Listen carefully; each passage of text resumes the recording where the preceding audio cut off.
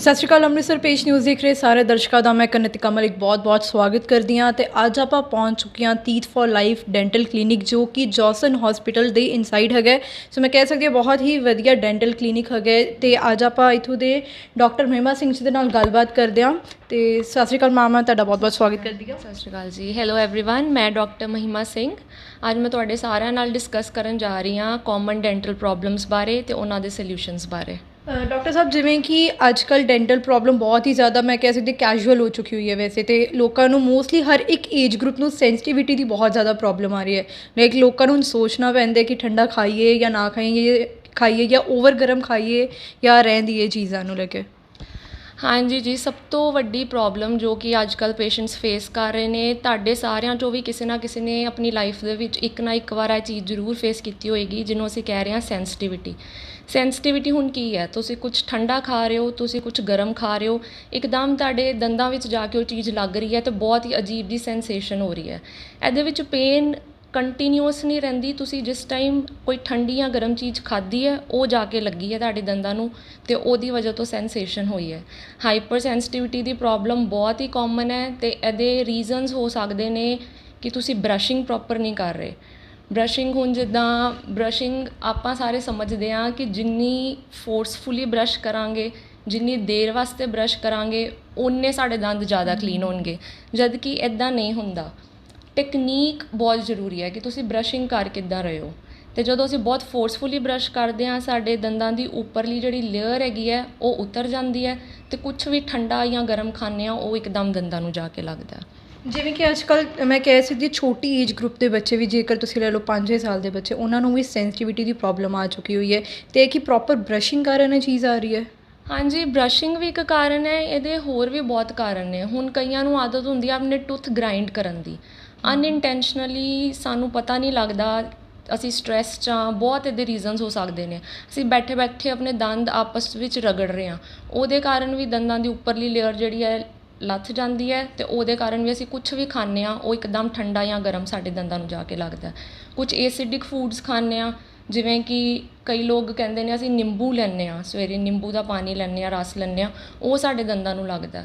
ਜਦੋਂ ਉੱਪਰਲੀ ਲੇਅਰ ਨਹੀਂ ਹੋਏਗੀ ਅਤੇ ਕੋਈ ਵੀ ਸਿਟਰਿਕ ਫਰੂਟ ਲਓਗੇ, ਨਿੰਬੂ ਲਓਗੇ, ਤੁਸੀਂ ਔਰੇਂਜਸ ਖਾਓਗੇ ਅਤੇ ਉਹ ਤੁਹਾਡੇ ਦੰਦਾਂ ਨੂੰ ਜਾ ਕੇ ਲੱਗੇਗਾ।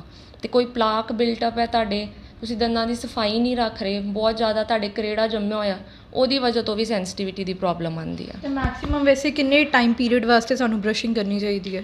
ਬਰਸ਼ਿੰਗ ਤੁਹਾਨੂੰ ਕਰਨੀ ਚਾਹੀਦੀ ਹੈ ਫॉर 2 ਮਿੰਟਸ ਐਂਡ ਉਹਦੀ ਟੈਕਨੀਕ ਜਿਹੜੀ ਇੱਕ ਸਪੈਸੀਫਿਕ ਟੈਕਨੀਕ ਹੈ ਉਹ ਬਹੁਤ ਇੰਪੋਰਟੈਂਟ ਹੈ। ਅਸੀਂ ਕਰਦੇ ਹਾਂ ਬਹੁਤ ਵੱਖਰੀਆਂ ਡਾਇਰੈਕਸ਼ਨਸ ਦੇ ਵਿੱਚ, ਫੋਰਸਫੁਲੀ ਕਰਦੇ ਹਾਂ, ਰਾਈਟ ਜਾ ਰਹੇ ਹਾਂ, ਲੈਫਟ ਜਾ ਰਹੇ ਹਾਂ, ਜਿਹੜੀ ਮਰਜ਼ੀ ਰੈਂਡਮ ਡਾਇਰੈਕਸ਼ਨਸ 'ਚ ਕਰ ਰਹੇ ਹਾਂ। ਇਹ ਜਿਵੇਂ ਸਾਡੇ ਦੰਦ ਨੇ, ਬਰਸ਼ਿੰਗ ਟੈਕਨੀਕ ਹੈ ਤੁਸੀਂ ਇੱਕੋ ਡਾਇਰੈਕਸ਼ਨ ਵਿੱਚ ਬਰਸ਼ ਕਰਨਾ, ਅਪ ਐਂਡ ਡਾਊਨ ਮੋਸ਼ਨ ਵਿੱਚ, ਸਰਕੂਲਰ ਮੋਸ਼ਨਸ ਵਿੱਚ। ਇਹ ਨਹੀਂ ਕਿ ਤੁਸੀਂ ਰਾਈਟ ਜਾ ਰਹੇ ਹੋ, ਲੈਫਟ ਜਾ ਰਹੇ ਹੋ, ਕਿਸੇ ਵੀ ਰੈਂਡਮ ਡਾਇਰੈਕਸ਼ਨ 'ਚ ਕਰ ਰਹੇ ਹੋ, ਉਹਦੇ ਨਾਲ ਤੁਹਾਡੀ ਉੱਪਰਲੀ ਜਿਹੜੀ ਦੰਦਾਂ ਦੀ ਲੇਅਰ ਹੈ ਉਹ ਲੱਥ ਜਾਂਦੀ ਹੈ। ਉਹੀ ਪ੍ਰੋਟੈਕਟਿਵ ਕਵਰਿੰਗ ਹੈ ਜੋ ਕਿ ਸਾਡੇ ਦੰਦ ਨੂੰ ਸੇਫ ਕਰਕੇ ਰੱਖਦੀ ਹੈ ਅਤੇ ਜਿਹਦੀ ਵਜ੍ਹਾ ਤੋਂ ਸਾਨੂੰ ਠੰਡਾ ਗਰਮ ਨਹੀਂ ਲੱਗਦਾ। ਸੋ ਟੈਕਨੀਕ ਜ਼ਿਆਦਾ ਇੰਪੋਰਟੈਂਟ ਹੈ ਬਜਾਏ ਕਿ ਕਿੰਨੇ ਚਿਰ ਵਾਸਤੇ ਅਸੀਂ ਕਰ ਰਹੇ ਹਾਂ। ਅਸੀਂ ਪ੍ਰੋਪਰ ਟੈਕਨੀਕ ਫੋਲੋ ਕਰ ਰਹੇ ਹਾਂ, ਅੰਦਰੋਂ ਕਲੀਨ ਕਰ ਰਹੇ ਹਾਂ, ਅੰਦਰੋਂ ਕਲੀਨਿੰਗ ਕਰਨੀ ਬਹੁਤ ਜ਼ਰੂਰੀ ਹੈ, ਬਾਹਰੋਂ ਕਰ ਰਹੇ ਹਾਂ, ਅੰਦਰੋਂ ਕਲੀਨਿੰਗ ਇਜ਼ ਵੈਰੀ ਇੰਪੋਰਟੈਂਟ। ਜੇ ਪ੍ਰੋਪਰ ਟੈਕਨੀਕ ਫੋਲੋ ਕਰ ਰਹੇ ਹਾਂ ਅਤੇ ਸਾਡੇ ਦੰਦਾਂ ਦੀ ਲੇਅਰ ਪ੍ਰੋਟੈਕਟਿਵ ਹੀ ਰਹੇਗੀ ਅਤੇ ਉਹਨੂੰ ਕੁਛ ਨਹੀਂ ਹੋਏਗਾ। ਅਤੇ ਜਿਵੇਂ ਕਿ ਸਮਟਾਈਮਸ ਹੁੰਦਾ ਹੈ ਕਿ ਇੱਕ ਬੰਦਾ ਪ੍ਰੋਪਰ ਬਰਸ਼ਿੰਗ ਕਰਦਾ ਹੈ, ਲਾਈਕ ਕਈ ਵਾਰੀ ਹੁੰਦਾ ਸਵੇਰੇ ਵੀ ਕਰਨੀ, ਨਾਈਟ ਨੂੰ ਵੀ ਕਰਨੀ, ਬਟ ਜਿਹੜਾ ਕਹਿੰਦੇ ਆ ਕਿ ਦੰਦਾਂ 'ਚ ਪੀਲਾਪਨ ਆ ਜਾਂਦਾ ਉਹ ਤਾਂ ਵੀ ਰਹਿੰਦਾ, ਉਹਦਾ ਕੀ ਸੋਲਿਊਸ਼ਨ ਹੋ ਸਕਦਾ ਜਾਂ ਕੀ ਪ੍ਰੋਬਲਮ ਕਾਰਨ ਉਹ ਚੀਜ਼ ਆ ਰਹੀ ਹੈ? ਐਕਚੁਅਲੀ ਉਹੀ ਗੱਲ ਫਿਰ ਤੋਂ ਮੈਂ ਕਹਾਂਗੀ ਕਿ ਟੈਕਨੀਕ ਬਹੁਤ ਇੰਪੋਰਟੈਂਟ ਹੈ। ਅਸੀਂ ਬਰਸ਼ਿੰਗ ਕਰ ਰਹੇ ਹਾਂ, ਕਰੈਕਟ ਟੈਕਨੀਕ ਨਾਲ ਕਰ ਰਹੇ ਹਾਂ, ਕਈਆਂ ਨੂੰ ਪ੍ਰੋਪਰ 2 ਟਾਈਮਸ ਬਰਸ਼ਿੰਗ ਤੋਂ ਬਾਅਦ ਵੀ ਇਹ ਸਾਰੀ ਸੈਂਸਿਟੀਵਿਟੀ ਅਤੇ ਇਹਨਾਂ ਦੀਆਂ ਪ੍ਰੋਬਲਮਸ ਹੋ ਰਹੀਆਂ। ਹੁਣ ਉਹਦੇ ਫਰਦਰ ਬਹੁਤ ਸਾਰੇ ਕਾਰਨ ਨੇ।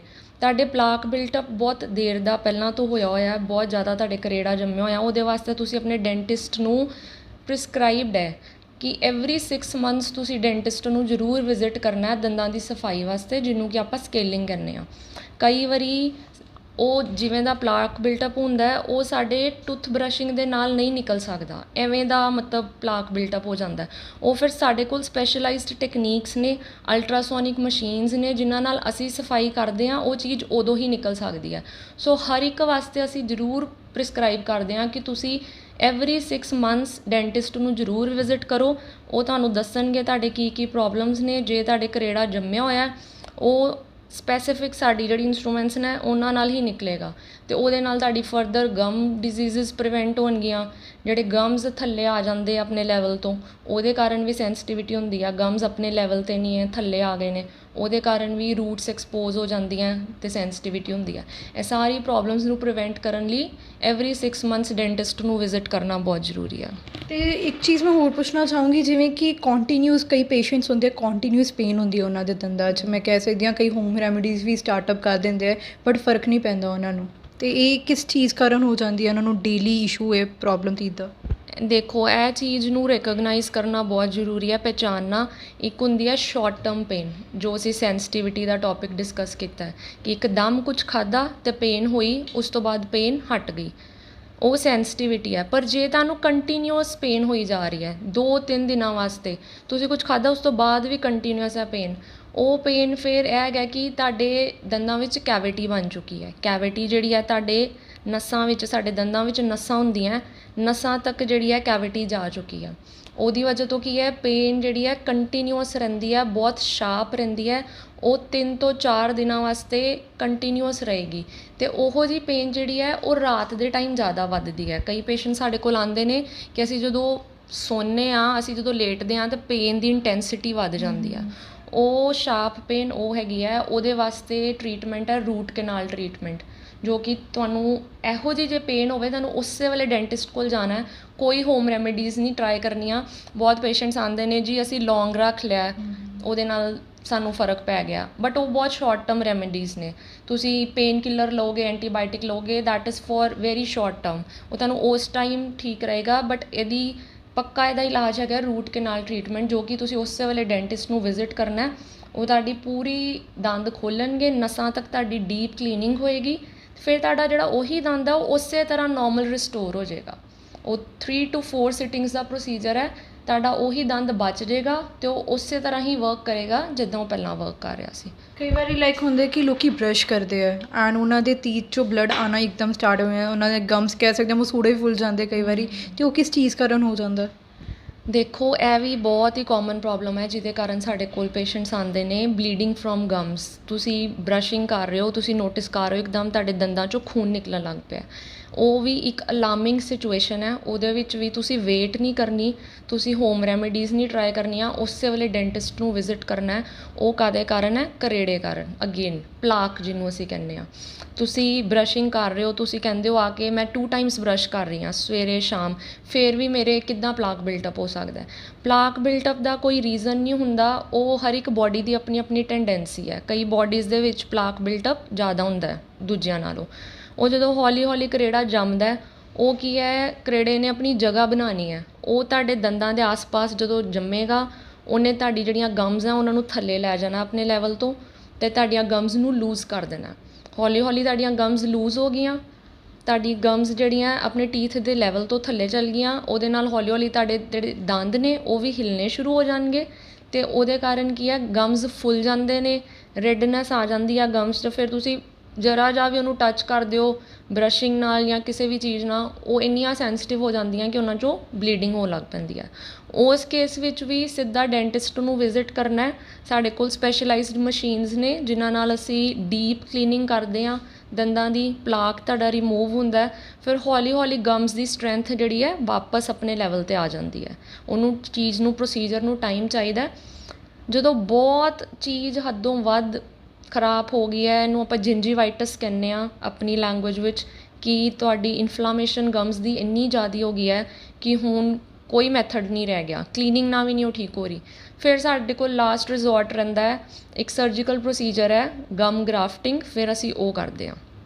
ਇੱਕ ਆਖਰੀ ਸਵਾਲ ਮੈਂ ਪੁੱਛਣਾ ਚਾਹੂੰਗੀ, ਜਿਵੇਂ ਕਿ ਕਈ ਲੋਕ ਹੁੰਦੇ, ਲਾਈਕ ਮੈਂ ਪਹਿਲੇ ਵੀ ਪੁੱਛਿਆ ਕਿ ਹੋਮ ਰੈਮੀਡੀਜ਼ ਜਾਂ ਟਰਾਈ ਕਰਦੇ ਅਤੇ ਬਾਕੀ ਚੀਜ਼ਾਂ ਨੂੰ ਨਿਗਲੈਕਟ ਕਰਦੇ ਕਿ ਕੋਈ ਗੱਲ ਨਹੀਂ ਡਾਕਟਰ ਕੋਲ ਫਿਰ ਚੱਲ ਜਾਂਗੇ ਜਦੋਂ ਦੁਬਾਰਾ ਦਰਦ ਹੋਏਗੀ, ਅਤੇ ਇਹ ਚੀਜ਼ ਬਾਰੇ ਕੀ ਤੁਸੀਂ ਕਹਿਣਾ ਚਾਹੋਗੇ ਕਿ ਲੋਕਾਂ ਨੂੰ ਇੰਸਟੈਂਟ ਆ ਜਾਣਾ ਚਾਹੀਦਾ ਹੈ ਜਾਂ ਹੋਮ ਰੈਮੀਡੀਜ਼ ਕਈ ਵਾਰੀ ਲਾਈਕ ਮੈਂ ਕਹਿ ਸਕਦੀ ਅੱਜ ਕੱਲ੍ਹ ਦੇ ਲੋਕਾਂ ਦੇ ਦਿਮਾਗ 'ਚ ਇਹ ਚੀਜ਼ ਭਰੀ ਹੋਈ ਹੈ ਕਿ ਹੋਮ ਰੈਮੀਡੀਜ਼ ਕਰ ਲਓ ਟਰਾਈ ਅਤੇ ਫਰਕ ਪੈ ਹੀ ਜਾਣਾ ਆ?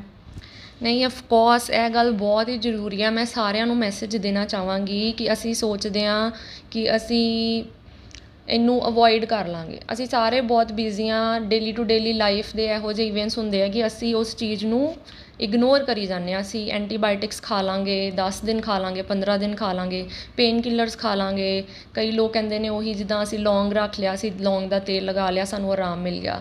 These things are temporary. ਤੁਸੀਂ ਇਹ ਚੀਜ਼ ਜਿੰਨੀ ਮਰਜ਼ੀ ਕਰ ਲਓ ਬਟ ਇਹ ਤੈਨੂੰ ਟੈਂਪਰਰੀ ਰਿਲੀਫ ਦੇਏਗੀ। ਅਲਟੀਮੇਟਲੀ ਤੁਹਾਨੂੰ ਡੈਂਟਿਸਟ ਕੋਲ ਵਿਜ਼ਿਟ ਕਰਨਾ ਹੀ ਕਰਨਾ ਹੈ। ਅਸੀਂ ਉਸ ਚੀਜ਼ ਦਾ ਰੂਟ ਕਾਜ਼ ਲੱਭਣਾ ਹੈ ਕਿ ਉਹ ਚੀਜ਼ ਹੋਈ ਕਿਉਂ ਹੈ। ਤੁਸੀਂ ਕੋਈ ਵੀ ਤੁਸੀਂ ਪੇਨ ਕਿਲਰ ਲੈ ਰਹੇ ਹੋ, ਕੁਛ ਵੀ ਲੈ ਰਹੇ ਹੋ, ਤੁਹਾਨੂੰ ਆਰਾਮ ਆ ਜਾਏਗਾ ਅਤੇ ਤੁਸੀਂ ਕਹੋਗੇ ਚਲੋ ਅਸੀਂ ਅਵੋਇਡ ਕਰ ਦਿੰਦੇ ਹਾਂ। ਬਟ ਉਹਦਾ ਜਿਹੜਾ ਰੂਟ ਕਾਜ਼ ਹੈ ਉਹ ਨਹੀਂ ਅਸੀਂ ਫਾਈਂਡ ਆਊਟ ਕੀਤਾ। ਉਹਦੇ ਕਾਰਨ ਅਲਟੀਮੇਟਲੀ ਜਿਹੜੀ ਡਿਜ਼ੀਜ਼ ਹੈ, ਜਿਹੜੀ ਕੈਵਿਟੀ ਹੈ, ਉਹ ਡਰ ਰਹਿੰਦਾ ਤੁਹਾਡੇ ਸਾਰੇ ਮੂੰਹ ਵਿੱਚ ਸਪਰੈਡ ਹੋਣ ਦਾ। ਸੋ ਉਹਨੂੰ ਅਸੀਂ ਅਵੋਇਡ ਕਰਨਾ। ਅਸੀਂ ਉਸੇ ਵੇਲੇ ਡੈਂਟਿਸਟ ਨੂੰ ਵਿਜ਼ਿਟ ਕਰਨਾ ਹੈ ਅਤੇ ਅਸੀਂ ਆਪਣੀ ਕੇਅਰ ਕਰਨੀ ਹੈ। ਅਸੀਂ ਉਹਨੂੰ ਲਿੰਗਰ ਔਨ ਨਹੀਂ ਕਰਨਾ ਆਪਣੀ ਚੀਜ਼ ਨੂੰ। Thank you so much doctor ਮਹਿਮਾ ਕਿ ਤੁਸੀਂ ਸਾਡੇ ਦਰਸ਼ਕਾਂ ਨੂੰ ਇੰਨੀ ਡਿਟੇਲ 'ਚ ਪ੍ਰੋਪਰਲੀ ਦੱਸਿਆ ਡੈਂਟਲ ਚੀਜ਼ਾਂ ਬਾਰੇ, ਟੂਥਪਿਕ ਬਾਰੇ। Thank you so much. Thank you so much, thank you so much everyone. ਜਿਵੇਂ ਕਿ ਤੁਸੀਂ ਦੇਖ ਸਕਦੇ ਹੋ ਸਾਡੇ ਨਾਲ ਅੱਜ ਡਾਕਟਰ ਮਹਿਮਾ ਸੀ ਜਿਨ੍ਹਾਂ ਨੇ ਪ੍ਰੋਪਰਲੀ ਸਾਨੂੰ ਡਿਟੇਲ 'ਚ ਦੱਸਿਆ ਕਿ ਤੀਤ 'ਚ ਕੀ ਪ੍ਰੋਬਲਮ ਆਉਂਦੀ ਹੈ ਐਂਡ ਜਦੋਂ ਪ੍ਰੋਬਲਮ ਆਉਂਦੀ ਹੈ ਸਾਨੂੰ ਇੰਸਟੈਂਟਲੀ ਡੈਂਟਿਸਟ ਕੋਲ ਵਿਜ਼ਿਟ ਕਰਨਾ ਚਾਹੀਦਾ ਹੈ, ਨਾ ਕਿ ਹੋਮ ਰੈਮੀਡੀਜ਼ ਨੂੰ ਅਪਲਾਈ ਕਰਨਾ ਚਾਹੀਦਾ ਹੈ। ਸੋ ਇੱਕ ਵਾਰੀ ਮੈਂ ਫੇਰ ਕਹਿਣਾ ਚਾਹੂੰਗੀ ਜਿਹੜੇ ਵੀ ਲਾਈਕ ਮੈਂ ਕਹਿ ਸਕਦੀ ਹਾਂ ਲੋਕਾਂ ਨੂੰ ਤੀਤ ਦੀ ਪ੍ਰੋਬਲਮ ਹੈ, ਛੋਟੀ ਤੋਂ ਛੋਟੀ ਪ੍ਰੋਬਲਮ ਜਾਂ ਵੱਡੀ ਤੋਂ ਵੱਡੀ ਪ੍ਰੋਬਲਮ ਵੀ ਹੈਗੀ ਹੈ ਟੂਥੇਕ ਦੀ, ਅਤੇ ਇੱਕ ਵਾਰੀ ਜ਼ਰੂਰ ਇੱਥੇ ਵਿਜ਼ਿਟ ਕਰੋ ਤੀਤ ਫॉर ਲਾਈਫ, ਜਿੱਥੇ ਕਿ ਤੁਹਾਨੂੰ ਪ੍ਰੋਪਰਲੀ ਸਪੈਸ਼ਲਾਈਜ਼ ਮਸ਼ੀਨਸ ਇੱਥੇ ਹੈਗੀਆਂ ਨੇ। ਸੋ ਤੁਹਾਡੀ ਜਿਹੜੀ ਦੰਦਾਂ ਦੀ ਜਿਹੜੀ ਵੀ ਪ੍ਰੋਬਲਮ ਹੈ ਜਲਦ ਤੋਂ ਜਲਦ ਠੀਕ ਹੋ ਜਾਏਗੀ। ਬਾਕੀ ਦੇਖਦੇ ਰਹੋ ਮੇਰੇ ਨਾਲ ਅੰਮ੍ਰਿਤਸਰ ਪੇਸ਼ ਨਿਊਜ਼।